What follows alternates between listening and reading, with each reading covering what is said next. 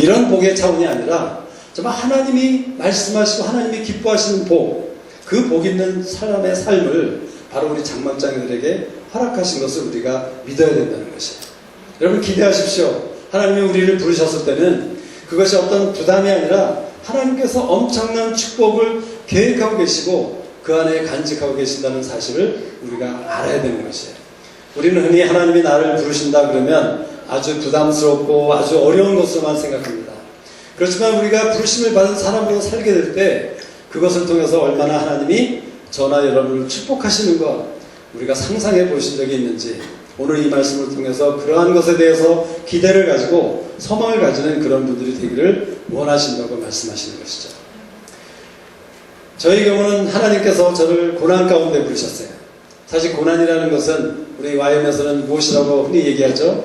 고난은 축복이다 라고 얘기를 하는 것이죠.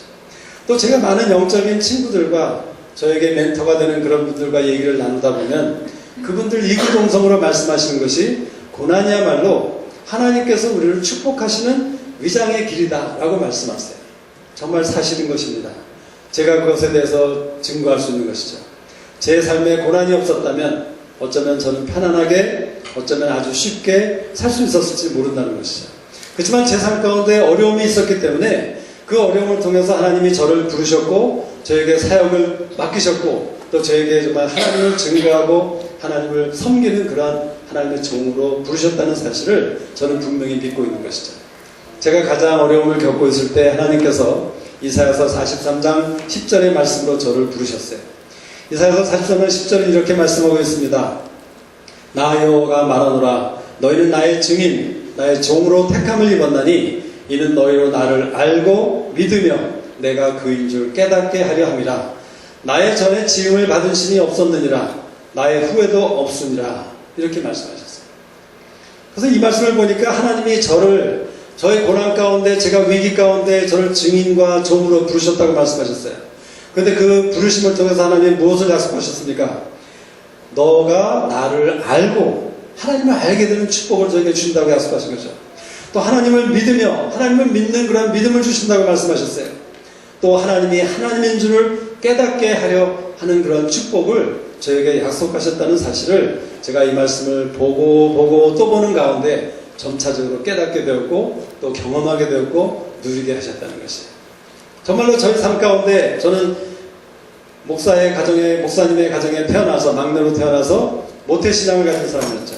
그렇지만 제가 적어도 30 몇 살 때까지는 하나님에 대해서 지식은 가지고 있었지만 하나님을 정말 내 삶 가운데 아는 그런 야다의 그런 친밀한 관계 가운데 개인적인 관계 가운데 하나님을 아는 그런 지식이 전혀 없었다는 것이에요. 그런데 하나님께서는 저를 고난 가운데 부르셔서 종으로 부르시고 증인으로 부르셔서 저에게 하나님을 아는 삶을 저에게 허락하셨어요. 조금씩 하나님을 알게 하셨습니다. 그리고 사도 바울이 고백한 것처럼 하나님을 아는 지식이 가장 고상한 때문이다 라고 고백할 수밖에 없었던 그 사도 바울의 고백의 의미가 무엇인지를 조금씩이나마 알아가게 하셨다는 것이죠. 근데 이 말씀은 저는 굉장히 저에게 주신 특별한 말씀으로 생각했습니다. 하나님이 저를 아주 특별하고 귀하게 생각하셨기 때문에 저에게만 이 이사야서 43장 10절의 말씀을 주신 줄로 알았어요. 그런데 최근에 제가 이 말씀을 다시 보다 보니까 이사야서 43장은 어떻게 시작합니까? 야곱아 너를 창조하신 여호와께서 이제 말씀하시니라. 이스라엘아 너를 조성하신 자가 이제 말씀하시니라. 이스라엘과 야곱이 누구죠? 하나님의 백성이에요. 예수 그리스도를 믿는 하나님의 백성된 우리 모두에게 말씀하신 것이 바로 이사야서 43장 1절부터 10절의 말씀이라는 것이에요. 그래서 10절에서 나 여호와가 말하노라 너희는 바로 하나님의 백성된 너야말로 형제님이여 자매님이야말로 나의 증인 나의 종으로 택함을 입었다라고 말씀하시면서 우리를 부르셨다는 것이에요. 여러분 우리 모두가 하나님의 부르심을 가진 자인 것을 우리가 믿음으로 취할 필요가 있다는 것이에요. 어떤 영적으로 건강한 사람 또 성숙한 사람 나이가 많은 사람 경험이 많은 사람이 아니라 누구든지 이 말씀을 우리가 믿음으로 취할 수만 있다면 하나님께서 그 사람을 들어 쓰신다는 사실을 우리가 기억해야 되는 것이에요. 여러분 예레미야라는 사람 굉장히 유명한 사람이죠. 굉장한 사람 같이 보입니다. 그런데 예레미야가 시작했을 때 그 그 사람은 자기의 생각 가운데 아이밖에 안 되었어요. 말을 할 줄 모르는 아이였다는 것이에요. 이렇게 생각해보니까 저는 에레미야보다도 좀 더 시작이 나을 것 같아요. 문제는 과연 하나님이 말씀하신 것에 대해서 우리가 믿음을 화합하느냐 안 하느냐가 문제인 것이에요. 사실 하나님께서는 언제나 성경을 보면 사람을 찾고 계세요. 우리가 알아셔야 될 것은 무엇입니까? 하나님이 이같이 귀하고 정말 너무나도 엄청난 약속의 부르심의 말씀을 우리에게 주고 또 주고 또 주고 하시는데 우리가 그 말씀을 믿지 못하면 받아들이지 않을 때는 그 말씀이 어떻게 되죠? 아무 소용이 없게 되는 것이에요. 하나님께서 사람을 찾으시는데 무리를 찾지 않으십니다. 하나님께서는 사람을 찾으시되 소수의 사람 그리고 대부분의 경우 한 사람을 찾는 것을 우리가 기억하시죠. 아주 소수의 사람을 찾고 있다는 것이에요. 무엇을 말합니까? 말씀을 듣는 사람은 100명, 1000명, 5000명이 될지라도 그 가운데 정말 하나님의 말씀을 자기 마음속에 담아서 그 말씀이 자라고 열매를 맺을 때까지 되는 그런 사람은 굉장히 소수라는 것이에요. 그래서 여러분 경쟁 가운데 있는 것입니다. 여기 비록 30여 명의 분들밖에 안 계시지만 이 가운데서도 이 말씀을 듣고 내가 정말 하나님의 부르심을 받은 자, 하나님이 나를 보내신 자라는 그런 말씀으로 내가 믿고 일어서는 사람은 통계적으로 성경에서도 말씀하시기를 어쩌면 굉장히 소수밖에 안 될 것이라는 것이에요. 그렇지만 하나님은 어떻게 생각하십니까? 이 중에서 단 한 사람이라도 여러분 가운데 한 사람이라도 그런 사람으로 일어난다면 하나님께서 너무나도 기뻐하실 것이라는 것이죠. 그래서 제가 좋아하는 에레미야서 5장 1절의 말씀 중에서 하나님이 뭐라고 말씀하세요? 너희 이 예루살렘 성 중에 단 한 사람이라도 진리를 구하고 공의를 행하는 의인 한 사람을 찾으면 내가 이 온 성을 사하시겠다고 기쁨 가운데 말씀하실 수 있다는 것이에요. 우리가 듣는 말씀에 대해서 마음에 간직한다는 것은 바로 믿음을 합하는 것인가 같과 같은 것입니다. 히브리서 4장 2절에 보면 저희와 같이 우리도 복음 전함을 받은 자이나 그러나 그 들은 바 말씀이 저희에게 유익되지 못한 것은 듣는 자가 믿음을 화합지 아니함이라 라고 말씀하셨어요. 우리가 듣는 말씀에 대해서 믿음은 들음에서 나며 들음은 하나님의 말씀으로 인함이라 라는 그 로마서 말씀을 통해서 우리가 이 말씀을 들을 때마다 내가 믿음을 합하여 정말 그 믿음의 말씀이 내 안에 자라나고 나무가 되고 열매를 맺는 그때까지 우리가 그 말씀을 간직하는 사람이 된다면 정말 하나님은 우리를 복 있는 사람으로 축복하실 것이고 정말 하나님을 알아가는, 하나님을 믿고 하나님을 인정하는 그런 사람으로 우리를 세우실 것이라는 것이죠. 여러분 기대하십시오. 우리의 소망이 있는 것입니다. 우리 모두에게 이퀄 찬스가 있어요. 배경이나 백이나 여러분의 교육이나 나이나 상관이 없습니다. 목사 가정이든 평신도 가정이든 상관이 없어요.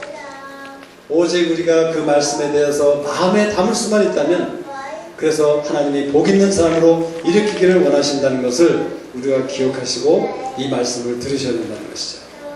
시편 1편에 복 있는 사람은 악인의 꾀를 쫓지 아니하며 죄인의 길에 서지 아니하며 오만한 자의 자리에 앉지 아니하고 오직 여호와의 율법을 즐거워하여 그 율법을 주야로 묵상하는 자로다. 저는 시냇가에 심은 나무가 시절을 쫓아 과실을 맺으며 그 잎사귀가 마르지 아니한 같으니 그 행사가 다 형통하리로다. 마지막 절에 대저 의인의 길은 여호와께서 인정하시나 악인의 길은 망하리로다 라고 말씀하셨어요. 이 시편 1편은 복 있는 사람에 대해서 말씀하고 계십니다.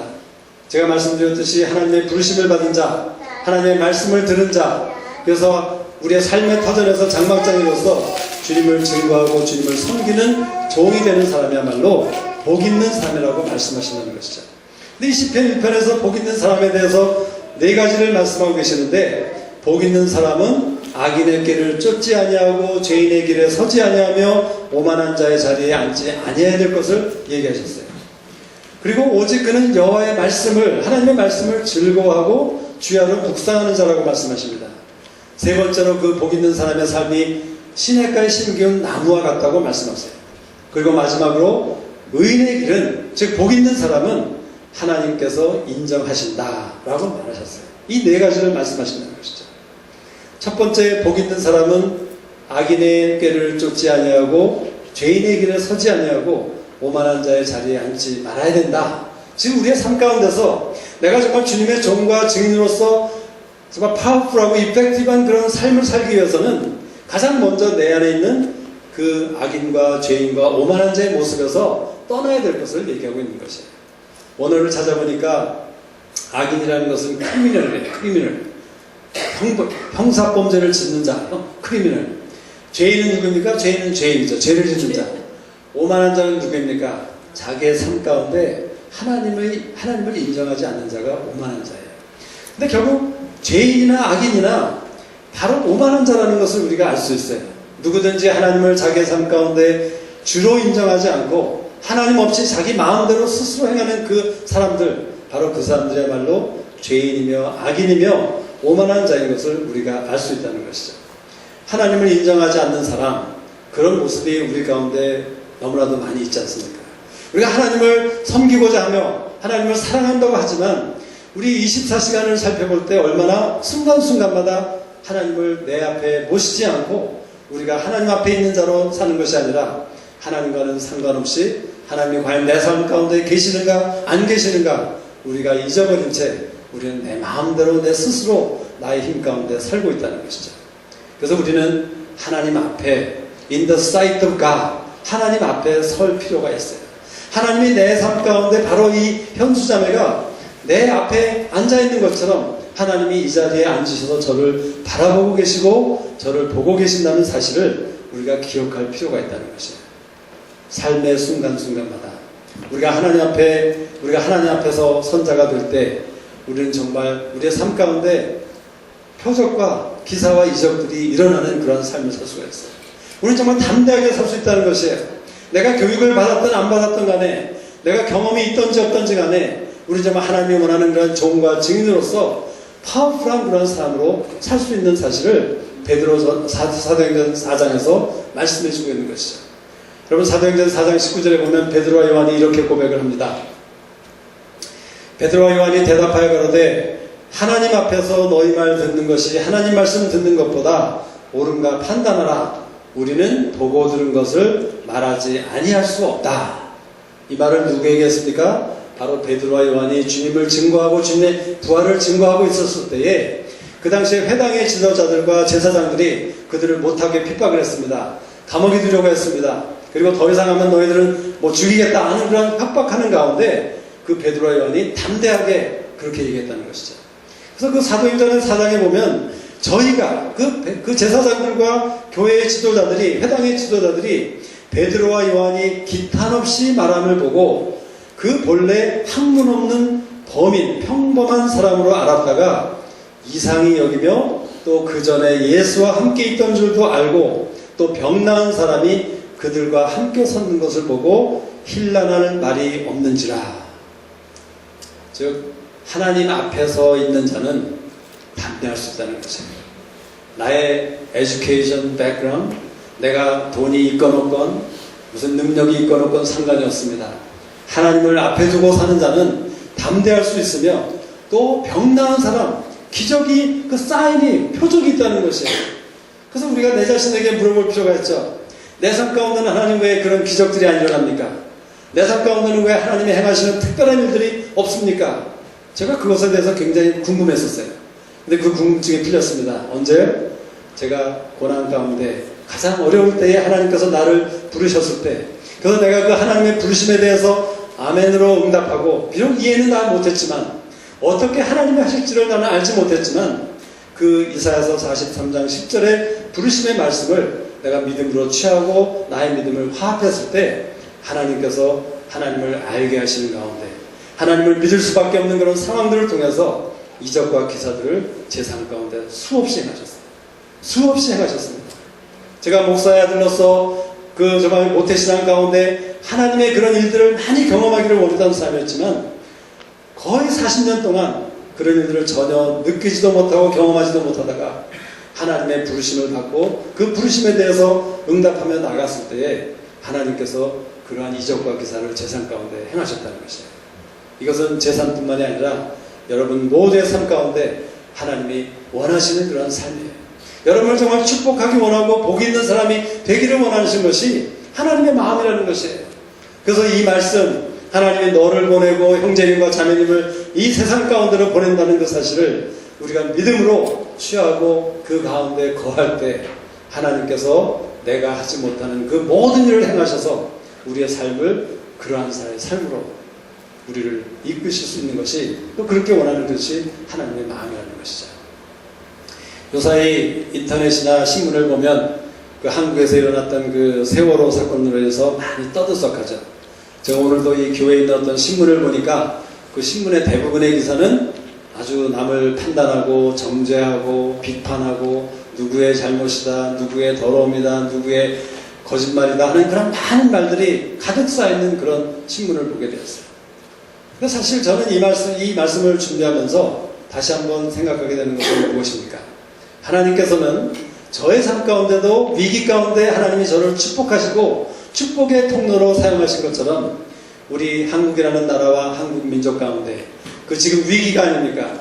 근데 그 위기를 통해서 하나님은 복을 주시기를 원하신다는 그 마음을 제가 믿음으로 취했습니다.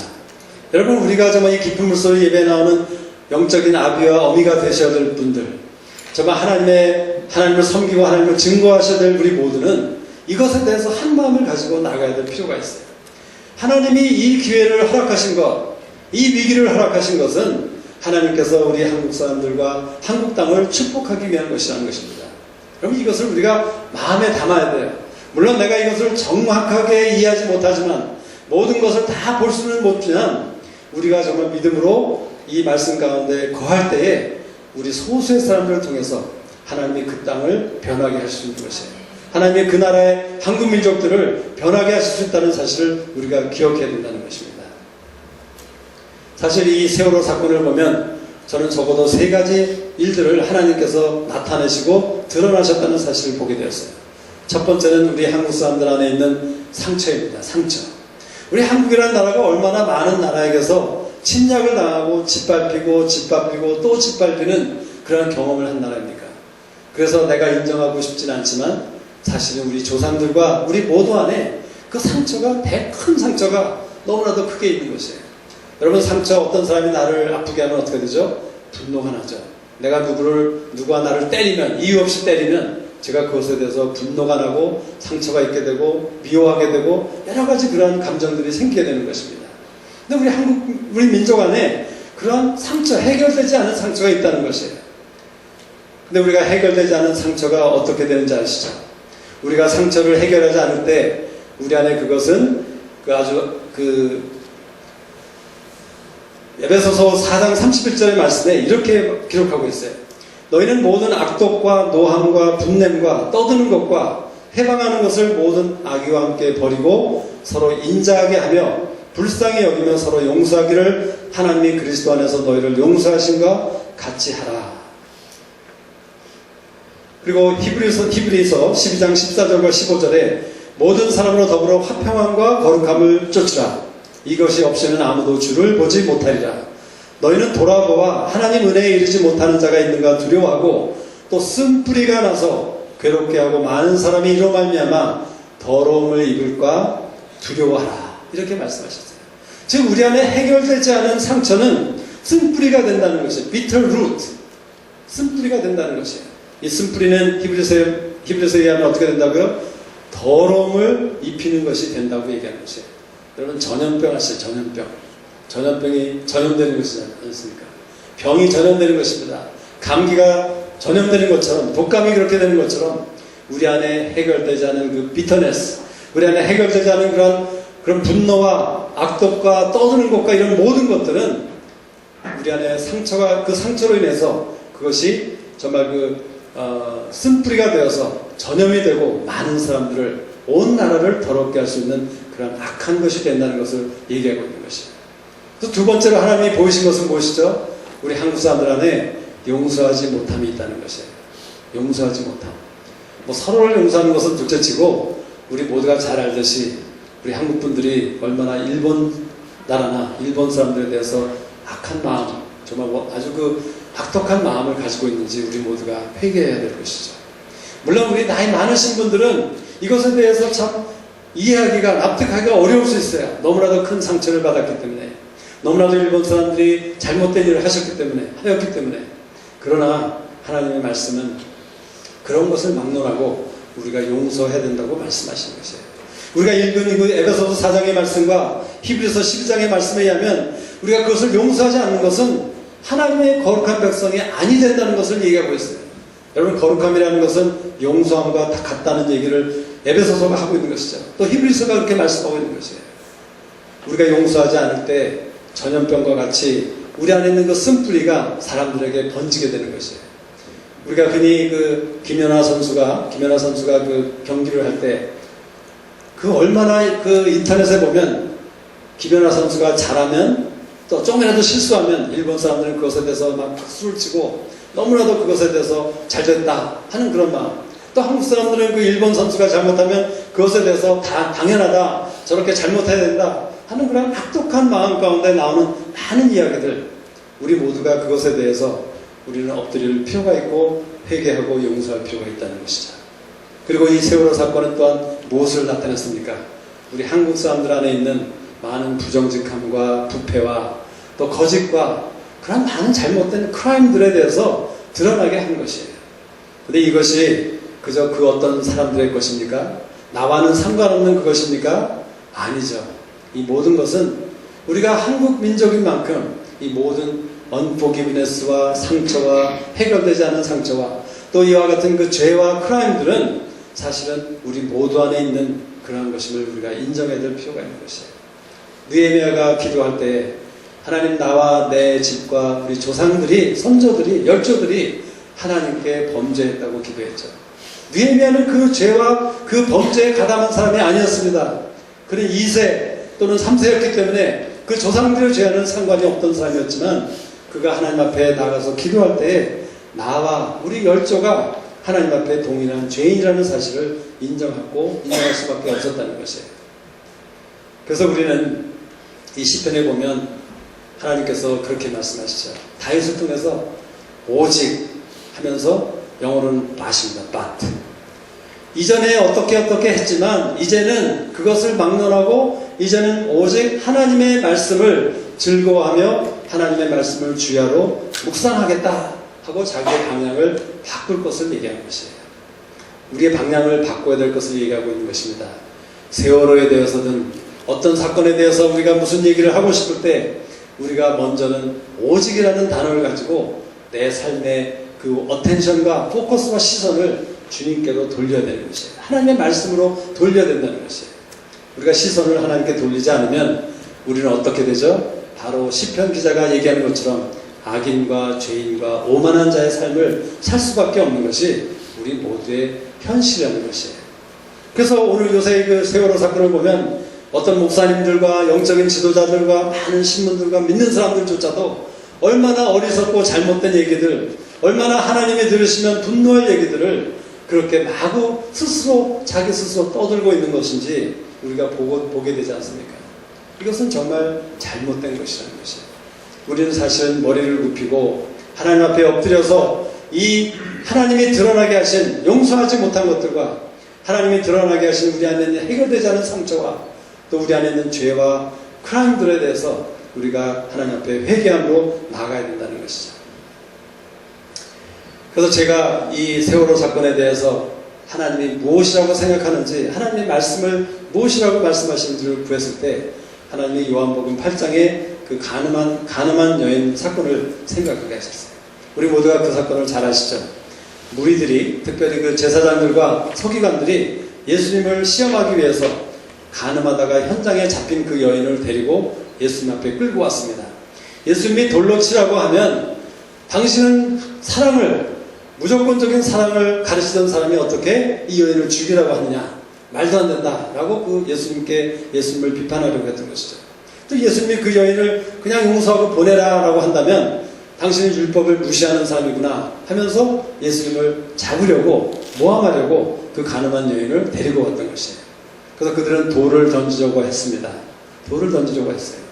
어쩌면 우리 세월호 사건을 통해서 이런 말 저런 말로 비난하고 판단하고 비평하는 많은 사람들, 돌을 던지는 사람의 모습이 아닌가 생각해 볼 수 있죠. 주님의 반응은 잠잠하셨어요. 침묵하셨어요. 저도 그 주님의 반응에 대해서 참 궁금했어요. 왜 주님은 이 사건에 대해서 어떻게 분명하게 우리 한국 사람들에게 특별히 영적인 지도자들을 통해서 분명하게 좀 말씀해 주지 않으실까? 우리의 마음을 시원케 하지 않으실까? 구했을 때 주님이 주신 이해는 이런 것이었어요. 제가 최근에 우리 조카가 49살인데요. 최근에 그 어떤 병으로 사망을 했습니다. 그래서 제가 장례식에 갔습니다. 장례식에 가서 우리가 인사를 하다 보면 장례식에 가서 인사할 때 가족들에게 인사할 때 어떻게 하죠? 우리가 손을 잡고 허그를 하면서 눈물을 흘릴 수도 있지만 대부분의 분들은 아무 말도 안 하세요. 우리가 어떻게 그 부모님들은 우리 조카가 49살이고 그 어머님과 아버님은 80이 훨씬 넘는 그런 분들이에요. 그 어머님과 아버님을 어떻게 우리가 무슨 말로 위로할 수 있겠어요? 그저 그냥 아무 말도 하지 않고 그저 잠잠히 그분들의 슬픔과 아픔을 위로하는 것이 가장 최선의 방법이기 때문에 우리가 장례식에 가면 우리는 그렇게 인사하고 위로한다는 것이죠. 만약 장례식에서 누구의 장례식에서 제가 일어나서 갑자기 이 사람이 죽은 이유는 저 형제의 어떤 죄 때문입니다. 이 사람이 이렇게 된 것은 저 사람의 거짓말 때문입니다. 이 사람이 이렇게 죽을 수밖에 없었던 것은 저 자매의 어떤 행동 때문입니다. 라고 제가 떠들기 시작한다면 얼마나 그 가정을 모독하는 것이고 얼마나 그 가정에게 잘못하는 그러한 일을 하는 것이 되겠습니까? 여러분 주님도 이 세월호 사건을 통해서 얼마나 마음이 아프실까? 주님도 할 말이 없으신 거예요. 이것에 대해서 할 말이 필요가 없어요. 그저 우리는 그 죽은 어린 생명들과 많은 생명들에 대해서 우리의 마음 가운데 애통하며 정말 그들에 대한 애도를 표하는 것이 가장 우리의 최선의 방법이라는 것이죠. 저는 절대로 그 젊은 생명들이 값없이 죽었다고 생각하지 않습니다. 왜 그렇죠? 바로 이 사건을 통해서 하나님께서 아까 제가 나눈 세 가지 일들, 우리 한국 땅과 한국 민족과 한국 나라 안에 용서하지 않은 것들과 상처들과 또 한국 사람들 안에 있는 그런 잘못된 죄와 범죄들에 대해서 하나님이 드러나게 하시고 그것을 해결하기 원하시는 그런 하나님이 그들을 그렇게 사용하셨다고 우리는 이해할 수 있는 것이에요. 주님께서는 그렇게 말씀하셨죠. 너희 중에 죄 없는 자가 먼저 돌로 치라고 말씀하셨어요. 그랬더니 모든 사람들이 양심의 가책을 받아 나이 많은 사람부터 젊은 사람까지 하나씩 다 떠나갔습니다. 주님께서 그 여인에게 말씀하셨어요. 나도 너를 정죄하지 않으니 너도 가서 더 이상 죄를 짓지 마라. 그렇게 말씀하셨어요. 무엇을 주님이 말씀하시는 것은 무엇입니까? 침묵 가운데 주님이 우리에게 깨닫게 원하시는 것은 너희 한국 사람들아, 한국 민족들아, 한국이라는 나라야, 더 이상 그런 돌을 던지는 어리석은 일을 하지 말고 이제는 그 자리에서 떠나서 너희 삶의 현장에 가서 그곳에서 더 이상 죄를 짓지 말고 더 이상 악인이 되지 말고 더 이상 죄인이 되지 말고 더 이상 오만한 자가 되지 말고 복 있는 자가 되라 라고 말씀하시는 것이 주님의 메시지라는 것이에요. 주님께서는 복 있는 사람을 시냇가에 심기운 나무라고 말씀하시죠. 그래서 그 잎사귀가 마르지 아니함 같다고 말씀하셨어요. 여러분 흔히 우리 주위에 이런 사람들이 있습니다. 어떤 사람의 옆에 가면 괜히 즐겁고 괜히 좋아요. 그래서 그 사람 옆에 있기를 원할 수 있는 그런 사람들이 있어요. 제가 그런 사람이 됐으면 좋겠어요. 근데 만약 제가 다른 사람들이 모두 생각하기를 저 사람 옆에 가면 기분이 안 좋아. 저 사람 옆에 가면 재수가 없어. 저 사람 옆에 가면 나쁜 일이 생겨. 하는 마음이 있다면 얼마나 제 삶이 참 부끄럽고 좋지 않겠어요. 근데 하나님께서 잎사귀가 마르지 않는 그런 시냇가에 심기운 나무라는 것은 바로 그런 사람을 얘기하는 것이에요. 나의 삶이나 여러분의 삶이 정말 복 있는 사람의 삶이라는 것은 주위에 있는 많은 사람들이 우리에게 가까이 와서 우리와 함께하기를 원하고 우리의 그 그늘 아래 편안히 쉬기를 원하는 것이 바로 우리의 삶이 된다는 것이죠. 시절을 쫓아 과실을 맺는다고 말씀하세요. 과실을 먹는 것이고 우리에게 만족을 주는 것입니다. 무엇을 말하죠? 내 삶이 다른 사람들에게 만족을 주고 그들의 필요를 채울 수 있는 그런 넉넉한 삶이 되는 것이에요. 이것은 재정적인 만족이 아니죠. 재정적인 만족도 될 수 있지만 하나님이 말씀하시는 것은 그 재정적인 것보다 그 훨씬 더 좋은 것, 그런 것을 얘기하는 것이에요. 제가 제 개인적인 경험으로 볼 때 제가 우리 딸들이나 또는 우리 자녀들 또는 우리 가까운 사람들에게 간혹 재정적으로 도움을 줄 때가 있어요. 근데 그것보다 다른 사람들에게 나눠준다는 것은 굉장히 기쁜 일이더라고요. 굉장히 좋은 일이더라고요. 물론 주기 전까지는 아까운 마음도 들 수 있고 주기 전까지 힘들 때도 있었어요. 그렇지만 내가 어떤 것을 주었을 때, 특별히 내가 많은 대가를 치르면서 그것을 줄 때는 그것이 그 사람에게도 정말 기쁨이 되고 축복이 되었겠지만 무엇보다 제 안에, 주는 제 안에 얼마나 그것이 기쁨이 되고 축복이 되는지 몰라요. 그런데 여러분 아세요? 우리가 정말 하나님의 것들, 돈이 아니라 어떤 물질이 아니라 하나님의 것을 내가 받아서 하나님이 주시는 그것을 나누어 주는 삶이 될 때 그것은 정말 기가 막힌 기쁜 일이에요. 거저 주고 거저 받는 것 너무나도 좋은 일입니다. 우리 모두를 그런 복 있는 자로 세우신다고 말씀하시는 것이에요. 그 시냇가에 신기록 나오는 그 행사가 다 형통하리라고 말씀하세요. 형통한다는 말은 필요한 것이 더 이상 없다는 것이에요. 필요한 것이 내 삶에 더 이상 필요가 없다. 원하는 것이 없다는 게 아니에요. 원하는 것이 없는 것은 조금 문제가 있을 수 있는 삶이죠. 근데 내 삶에 니드가 없는 그런 삶, 그냥 만족한 삶, 하나님이 일부를 주셔도 니드가 없고 하나님이 만부를 주셔도 니드가 없고 하나님이 천만부를 주셔도 니드가 없는 그런 삶이 될 수 있다면 바로 그 삶이 형통한 삶이라는 것이에요. 우리가 형통하지 못하기 때문에, 형통을 누리지 못하기 때문에 우리는 계속 원망하고 계속 걱정하고 계속 두려워하는 것입니다. 저는 이 말씀을 보면서 형통하다는 것은 또 한 다른 면은 하나님의 그 마음을 이해하는 것이라고 생각이 돼요. 어떤 사건에 대해서 어떤 상황에 대해서 내가 하나님의 마음을 이해한다면 하나님 생각을 아는 삶이라면 바로 형통한 삶이 되는 것이죠. 우리가 형통하지 못하기 때문에 때로는 그 세월호 사건 같은 사건이 생겼을 때 잘못 반응하는 것이에요. 어리석은 짓을 하는 것이라는 것입니다. 그렇지만 우리가 형통한 사람이 될 때는 하나님이 무엇을 하고자 하는 그 마음과 생각을 알기 때문에 우리는 그것에 대해서 올바른 반응으로 나갈 수 있는 축복이 있다는 것이죠. 마지막으로 하나님께서 이렇게 말씀하셨어요. 대저, 영어로는 because.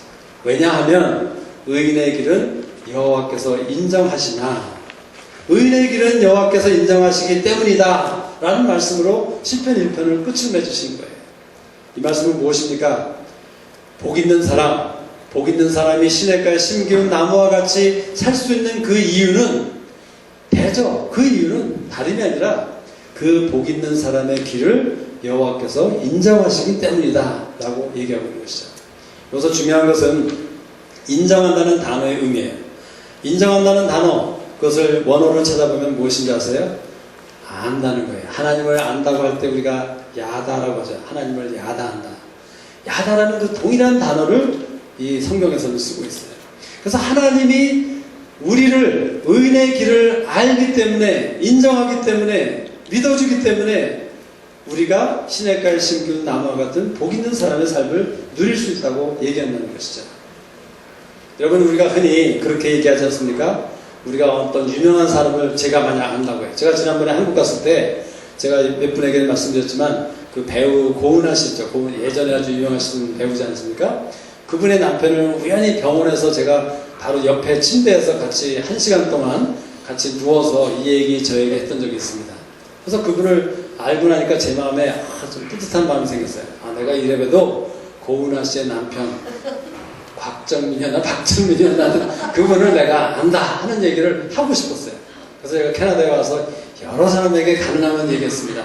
내가 이분을 안다. 무엇이에요?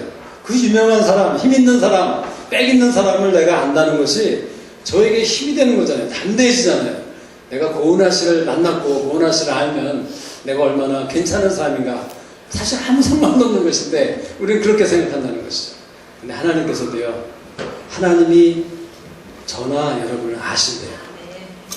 그렇다면 그것은 무슨 얘기입니까? 하나님이 생각하시기에 하나님이 나를 볼 때 강찬영이라는 사람을 아신다고 했을 때 나를 볼 때 야, 강찬영이라는 사람 정말 대단하네. 내가 저 사람, 저 강찬영이라는 형제를 알기 때문에 내가 힘이 되네. 내가 정말 격려가 되고 내 마음이 기쁘네. 그런 마음을 표현하고 계시는 것이에요. 하나님이 의인된 복 있는 사람 우리를 아신다고 얘기하셨기 때문에 그것은 바로 하나님의 생각에, 하나님의 관점에 우리가 얼마나 대단한 사람이고 얼마나 소중한 자라는 사실을 하나님이 우리에게 피력하고 계신 거예요. 알려주고 계신 거예요. 너는 정말 대단한 사람이야. 내가 복 있는 사람인 이유는 내가 너를 알기 때문인데 그것은 바로 너가 복 있는 사람은 내가 너를 중요하게 여기고 너를 귀하게 여기고 너를 정말 존귀하게 여기기 때문이다 라고 얘기하고 계신다는 것이죠. 말라기 3장에 보면 하나님께서 이렇게 말씀하셨어요. 너희는 하나님의 백성된 우리는 특별한 소유물이다 라고 얘기하셨어요. 근데 그 Today's Living Bible에 보면 그걸 어떻게 번역을 했냐면요, 그 하나님이 쓰고 계신 그 크라운, 그 하나님이 쓰고 계신 관에 달린 보석이래요. 보석알들. 예. 저희 집에 그 챈들리아가 있는데 그 챈들리아에 보석같이 가짜 보석이죠. 아주 멋있게 주렁주렁 달려있는데 참 멋있어요. 만약 그것이 그 각자가 다 보석이라면 얼마나 멋있을까? 하나님의 왕관에 달려있는 그 보석과 같은 존재가 우리 한 사람 한 사람, 바로 하나님이 일으키기 원하시는 복 있는 사람, 장막장이 보내신 사람, 하나님의 종, 하나님을 섬기는 자라고 말씀하고 계신 것이에요. 여러분 잘 아시는 시편 139편은 14절과 17절에 다윗이 그렇게 고백을 하죠. 내가 주께 감사하오면 나를 지으심이 뭐라고요? 신묘막측하심이라. Wonderfully and fearfully made. 주의 행사가 기이함을 내 영혼이 잘 아나이다. 그렇게 얘기하셨어요. 또 17절에 가서는 이렇게 얘기합니다. 하나님이여, 주의 생각이 내게 어찌 그리 보배로우신지요, 그 수가 어찌 그리 많은지요, 내가 세려고 할지라도 그 수가 모래보다 많도소이다 라고 고백을 했어요. 그래서 제가 이 시편 139편을 자세히 봤더니요, 어떤 말씀이 있는지 아세요? 139편 1절에 보면 이렇게 얘기하고 있습니다. 여호와여, 주께서 나를 감찰하시고 아셨나이다. 주께서 나의 앉고 일어섬을 아시며 멀리서도 나의 생각을 통촉하시오며 나의 길과 눕는 것을 감찰하시며 나의 모든 행위를 익히 아시오니 내 혀의 말을 알지 못하시는 것이 하나도 없으시니이다. 계속해서 아시며 감찰하시며 아시며 그러다가 뭐예요? 하나님이 자기를 안다는 계시를 다윗이 가지게 된 것이에요. 그래서 그 사실을 알게 되었을 때에 다윗 안에 그러한 담담이 생기고 그러한 지식이 생긴 것이에요. 믿음이 생긴 것이에요. 아, 하나님께서 나를 지으심이 신묘막측하십니다. 정말 기이하십니다. 그리고 나에 대한 하나님의 생각이 얼마나 보배로운 생각들이 바닷가의 모래알처럼 많으신지요 라고 그렇게 고백하게 되었다는 것이에요. 여러분, 하나님이 자매님을 안다는 사실을 자매님이 알게 될 때, 그 사실을 인정하게 될 때, 믿을 때 우리 안에 어떤 일들이 생깁니까? 내 자신에 대해서 얼마나 가치가 있는 자임을 알게 된다는 것이에요. 혹시 우리 가운데 나 자신의 가치에 대해서, 나 자신의 밸류에 대해서 의문이 있거나 어려움이 있다면 방향을 전환시키십시오. 오직 하나님의 말씀을 묵상하는 가운데, 즐거워하는 가운데 하나님이 나를 아신다는 사실을 깨닫기를 원하신다는 것이에요. 이 저녁에 여러분이 얼마나 존귀한 신묘막측한 자이심을 알라고 하시는 것이에요. 또 이 저녁에 여러분의 장래에 엄청난 포텐셜과 소망이 있다는 사실을 알기 원하세요. 그저 내 장래가 이제 내가 나이가 60이 넘었고 이제는 몸도 이렇고 이제는 뭐 올 대로 다 온 것 같은데 더 이상 아무 장래가 없다? 아니죠. 바로 이때가 시작입니다. 내년도 생일이면 또 그 해가 또 시작이 되는 것이에요. 그 해가 점점 내 인생의 종말과 가까워지는 것이 아니라 그 해가 다가올 때마다, 새해가 올 때마다 하나님께서 나를 신묘막측하게 지으셨고 하나님이 내 삶 가운데 얼마나 큰 기대와 소망을 가지고 계신지 장래가 청망한 사람인 것을 우리가 기억하라는 것이에요. 그래서 이 시간 잠깐 우리 일어나셔서 우리 시선을 하나님께 돌리십시다. 우리가 이 찬양을